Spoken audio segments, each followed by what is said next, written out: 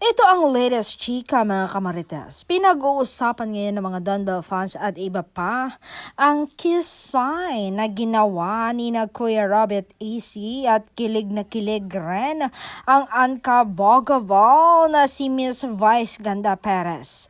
Mimi Vice is like a mother to Donnie who saw her son grow up and witness him be in love with first and last. Tila may alam sila na hindi natin alam, engaged na nga ba sila o kasal na? Ito na nga ang mga ilang komento ng netizens ukol sa video ito na talagang kinilig. Ayon kay RSV, yes, a movie comeback. Grabe, sobrang tagal ko nag-wait. Haha. Ayon naman kay Aliyah ni Donnie, what if engaged na sila? Bakit naman kasi sila sasabi ng kiss? Ay naman kay Karen, grabe yung puso ko. Sumasabog sa saya, di naman ako makakatulog sa kilig. My Donbell forever.